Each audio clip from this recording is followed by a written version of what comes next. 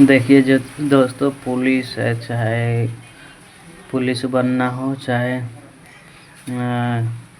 कोई भी प्रतियोगिता हो, पुलिस चाहे आर्मी, चाहे टीचर, चाहे डॉक्टर, उस सब में ये सब व्याकरण हिंदी पूछा जाता है। तो सब जानने की कोशिश करेंगे आज। शब्द विचार। शब्द किसे कहते हैं? शब्द अगर हम कहेंगे शब्द किसे कहते हैं, तो शब्द किसे कहेंगे वो जानते हैं। वर्णों और ध्वनियों के सार्थक मेल को शब्द कहते हैं।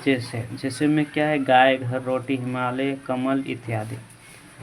अगर इसको हटा देंगे गा या अलग अलग, तो इसमें कोई सार्थक शब्द नहीं बनेगा।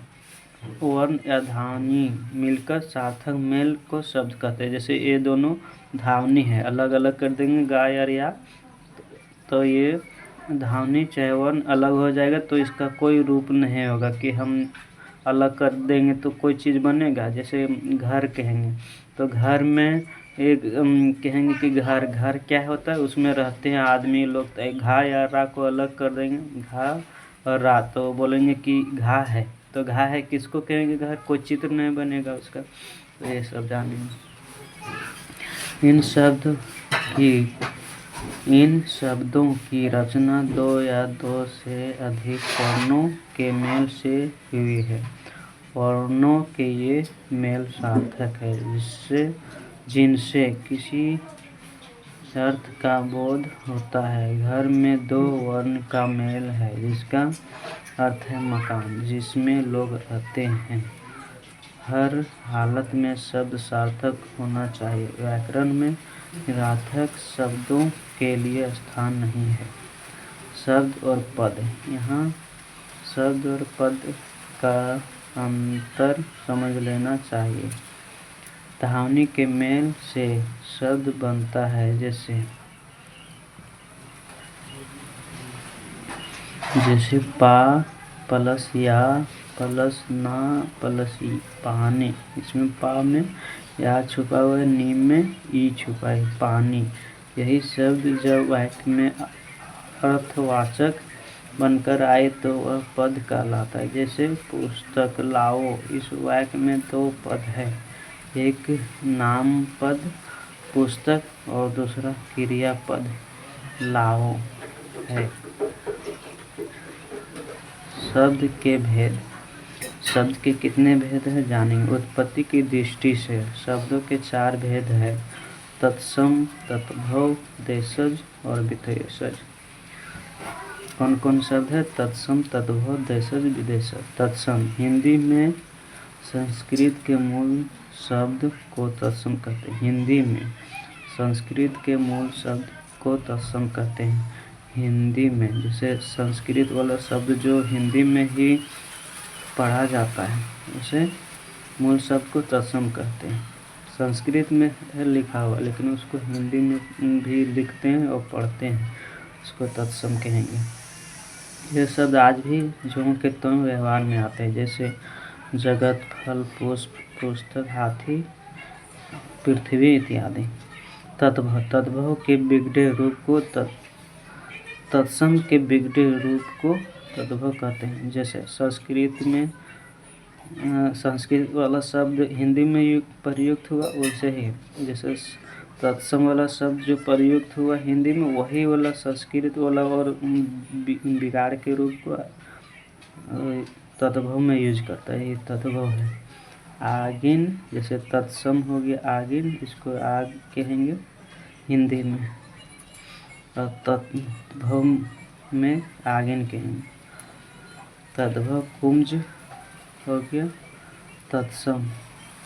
कुबड़, कुगड़ा, तद्भव कपूर का तत्सम कपूर, तद्भव इत्यादि। देशज, देश की बोलचाल में आए जाने वाले शब्द।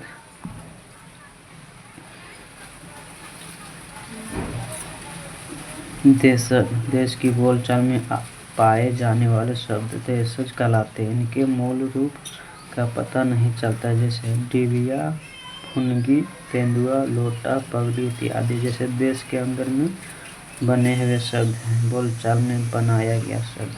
विदेशज, जिन शब्दों का जन्म विदेशों में हुआ है इन्हें विदेशज कहते हैं, जैसे अंग्रेजी, हॉस्पिटल, डॉक्टर, बुक, टेबल इत्यादि। फारसी में आराम, अफसोस, किनारा, गिरफ्तार, गिरह इत्यादि। अरबी में असर, किस्मत, ख्याल, दुकान, मदद इत्यादि।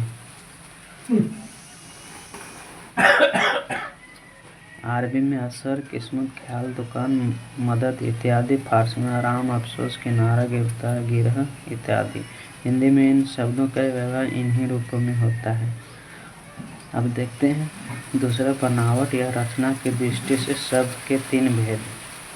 अब ये शब्द के 3 भेद कौन कौन है तो जानेंगे। पहला है रूढ़ और यौगिक और योगरूढ़। रूढ़, जिन शब्दों के खंड किए जाने पर कोई अर्थ ना निकले उन्हें रूढ़ कहते हैं। जैसे नाक शब्द का खंड करने पर ना और का दोनों का कोई अर्थ नहीं है।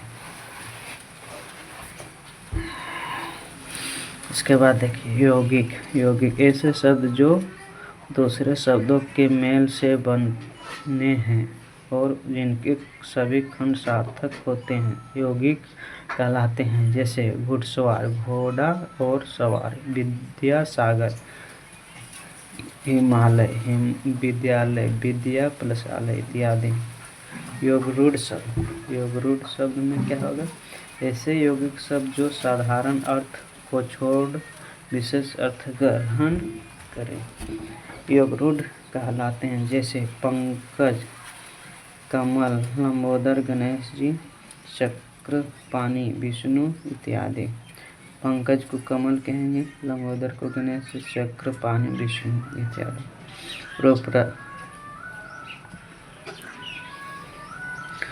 रूपांतर की दृष्टि से शब्द के 2 प्रकार हैं, विकारी शब्द, अविकारी शब्द। विकारी शब्द वे हैं जिनके रूप, लिंग, वचन, कारक और पुरुष के अनुसार बदलते हैं। जैसे ऐसे शब्द 4 प्रकार के हैं, संज्ञा, सर्वनाम, विशेष और क्रिया। विकारी शब्द वे हैं जिनके रूप, लिंग, वचन, कारक और पुरुष के अनुसार बदलते हैं। ऐसे शब्द 4 प्रकार, संज्ञा, सर्वनाम, विशेषण और क्रिया। अविकारी शब्द वे हैं जिनके रूप नहीं बदलते, वाक्य में उनका मूल रूप बना रहता है। अविकारी को अव्यय भी कहते हैं। इस प्रकार के शब्द क्रिया विशेषण, संबंधवाचक, समुच्चयवाचक और विषमबोधक होते हैं। इस प्रकार विकारी और अविकारी शब्दों के 8 भेद हैं। इसके नाम इस प्रकार हैं, संज्ञा, सर्वनाम, विशेषण, क्रिया, क्रिया विशेषण, संबंधवाचक, समुच्चयवाचक, विषमबोधक। अब यहाँ से संज्ञा, नाउन स्टार्ट होता है, जो हिंदी ग्रामर में डायरेक्ट नाउन से पता चलता है। और विकारी, ये कभी कोई नहीं पढ़ता कि विकारी और अविकारी से। रूपांतर की दृष्टि शब्दों के 2 प्रकार है, विकारी या विकारी से संज्ञा उत्पन्न होती है। संज्ञा और सर्वनाम, विशेषण, क्रिया, ये 8 प्रकार के। अविकारी और विकारी को भेद। इसके बाद संज्ञा।